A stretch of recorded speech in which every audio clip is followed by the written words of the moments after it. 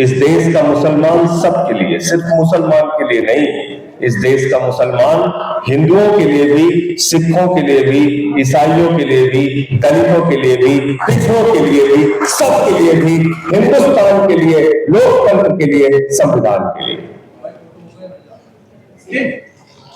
और यही तो ऊपर वाले का पैगाम है। हम क्या कहते हैं खुदा को? रब्बेल आलमीन, पूरे आलम का रब, सिर्फ मुसलमानों का रब नहीं, पूरी दुनिया का रब। Indian Muslims for civil rights, और इसके नीचे एक अच्छी लाइन लिखी हुई है, initiative by Muslims for all. Muslims for all, इस देश का मुसलमान सबके लिए, सिर्फ मुसलमान के लिए नहीं, इस देश का मुसलमान हिंदुओं के लिए भी, सिखों के लिए भी, ईसाइयों के लिए भी, दलितों के लिए भी, पिछड़ों के लिए भी, सबके लिए भी, हिंदुस्तान के लिए, लोकतंत्र के लिए, संविधान के लिए। और यही तो ऊपर वाले का पैगाम है। हम क्या कहते हैं खुदा को? रब्बेल आलमीन, पूरे आलम का रब, सिर्फ मुसलमानों का रब नहीं, पूरी दुनिया का रब। और क्या कहते हैं नबी को? हजरत मोहम्मद साहब सल्लल्लाहु अलैहि वसल्लम को क्या कहते हैं? रहमतुल आलमीन, पूरे आलम पर रहमत करने वाला, सिर्फ मुसलमानों पर रहमत करने वाला नहीं।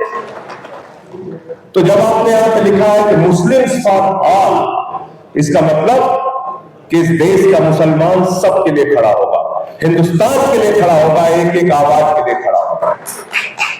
और सेक्युलरिज्म सिर्फ एक शब्द नहीं हो सकता, धर्मनिरपेक्षता सिर्फ एक शब्द नहीं हो सकता। अगर इस देश में आप पैदा हुए हैं तो धर्मनिरपेक्षता जीना सीखना होगा। कैसे धर्मनिरपेक्षता में जिया जाता है?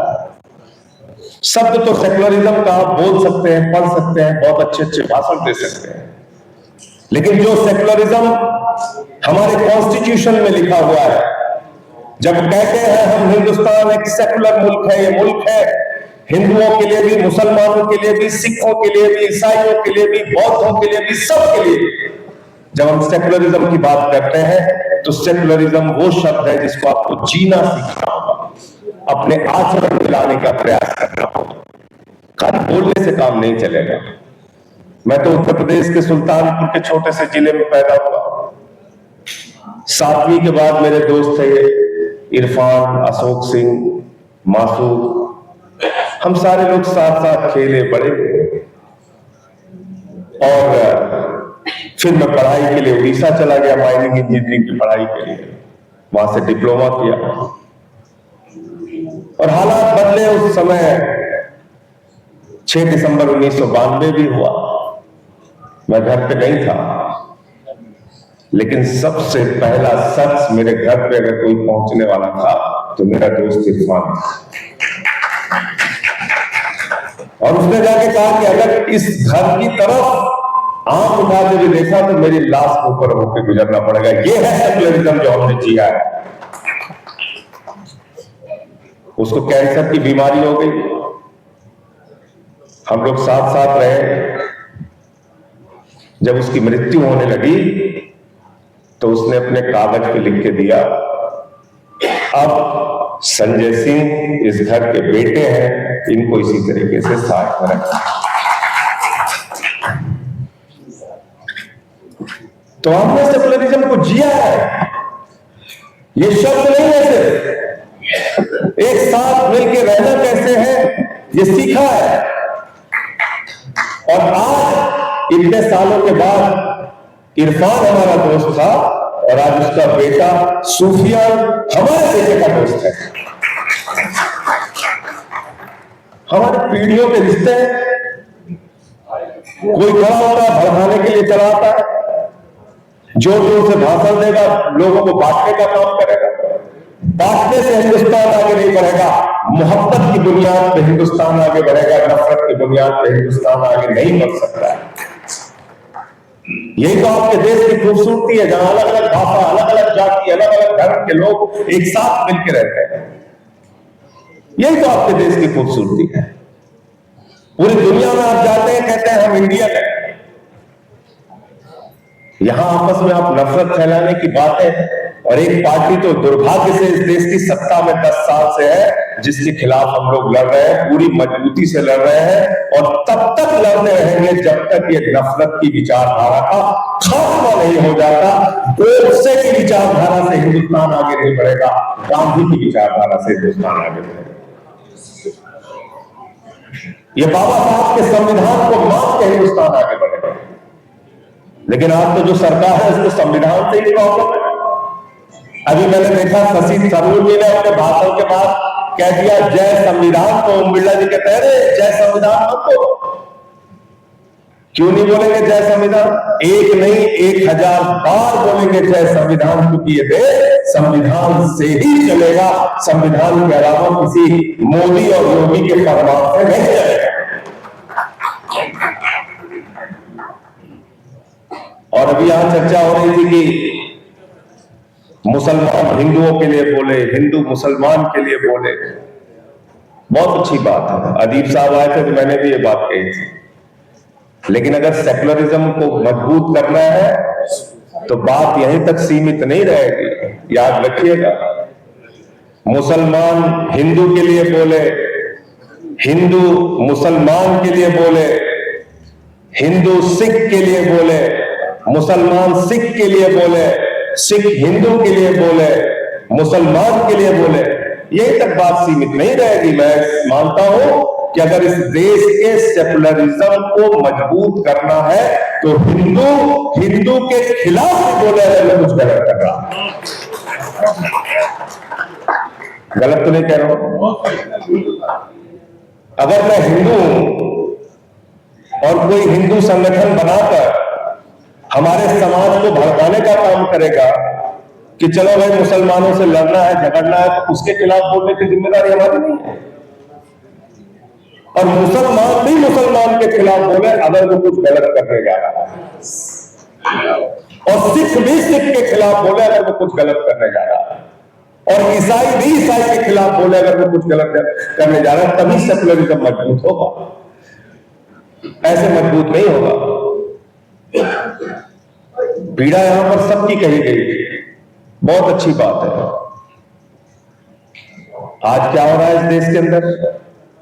पहले मुसलमानों को गाली दिया, फिर सिखों को गाली दिया, फिर ईसाइयों को गाली दिया, फिर बौद्धों को गाली दिया, फिर जाटों को गाली दिया, फिर मराठों को गाली दिया, फिर किसानों को गाली दिया, फिर पहलवानों को गाली दिया, अब अयोध्या वालों को गाली दे रहे हैं। दे रहे बताओ।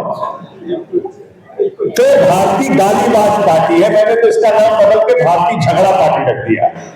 मैंने कहा भैया मोहल्ले में मत बुलाया तो झगड़ा करा के चले जाएंगे। किसके सगे हो भाई? अयोध्या में हार गए तो वहां के लोगों को गाली, उत्तर प्रदेश के हिंदुओं को गाली दी जा रही है। हजारों करोड़ रुपए अयोध्या के विकास में खर्चा हो गया। देखिए जाके अयोध्या की हालत क्या होगी। आप मुझे बताइए कि आप अयोध्या से हार गए तो अयोध्या के लोगों को गाली दे रहे हैं, और वहां पे बुलडोजर चला के भी बुलडोजर का जिक्र हमारे कश्मीर के साथी कर रहे थे। बात है, जाकर देखिए अयोध्या में इमरान आते हैं हमारे बगल से, प्रतापगढ़ से। अयोध्या में बुलडोजर चला के हजारों मकान तोड़ के जमींदोज कर दिए गए। तो बुलडोजर चल रहा है, मुसलमानों पे चल रहा है, चुपचाप बैठे हो मजा आ रहा है, सिखों पे चल रहा है मजा आ रहा है। ये मत सोचना कि तुम बच जाओगे। नोएडा में त्यागी जी वाला बुलडोजर देखा था नहीं आपने? त्यागी जी का चला, फिर पलट के दूसरे वाले पे चला। ये जो राजनीति होती है इसका अंत बहुत खराब होता है। ये अपने को ही सबसे ज्यादा नुकसान पहुंचाने का काम करती है। ये बात हमें समझनी होगी और इस देश का सेकुलरिज्म मिल के आगे बढ़ेगा। हमारे दोस्त सब यहाँ पे बैठे हुए, एक सांसद ने इनके खिलाफ ऊट पटांग बोलने का काम किया। सुबह में आंख खुली 6 बजे उठा, सबसे पहले इनके पक्ष में आवाज उठाने का काम इनके भाई संजय सिंह ने किया। यह है हिंदुस्तान। ऐसे आगे बढ़ेंगे हम लोग। और कोई बचा नहीं है, बिल्कुल मत सोचिएगा। जो इनके खिलाफ बोलेगा इनके उत्पीड़न का शिकार होगा। मैंने उत्तर प्रदेश में आवाज उठाई, एक दिन में 9 FIR मेरे खिलाफ, कुल 23 मुकदमे उत्तर प्रदेश में मेरे खिलाफ किए। पार्लियामेंट में मैंने आवाज उठाई, मैंने नारा लगा दिया संसद के अंदर, मोदी अडानी भाई भाई देश बेच के खाई मलाई। क्या गलत बोला भाई?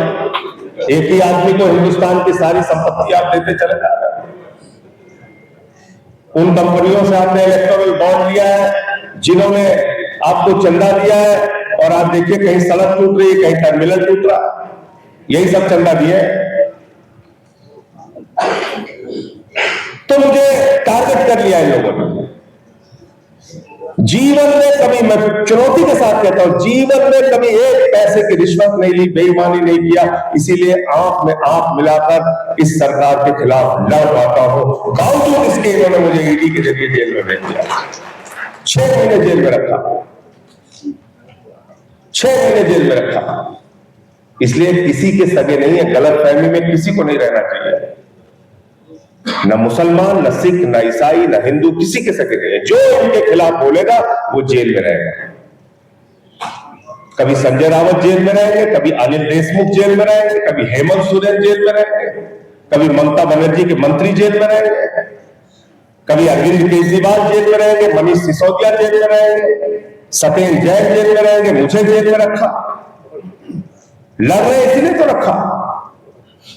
लेकिन मैं अपनी बात का अंत इसी बात से करना चाहता हूं कि इस देश के सेकुलरिज्म को बचाने के लिए, मोहब्बत की बुनियाद पे हिंदुस्तान को बनाने के लिए जो कुछ भी कुर्बानी देनी पड़ेगी उसके लिए तैयार है। 6 महीने नहीं, पूरी जिंदगी अगर जेल में रहना पड़ेगा तो रहेंगे, लेकिन सच के लिए लड़ेंगे, इंसाफ के लिए लड़ेंगे, सेकुलरिज्म के लिए लड़ेंगे, कॉन्स्टिट्यूशन के लिए लड़ेंगे। बहुत बहुत शुक्रिया, बहुत बहुत धन्यवाद, आपने मुझे यहां बुलाया और अपनी बात कहने का मौका दिया।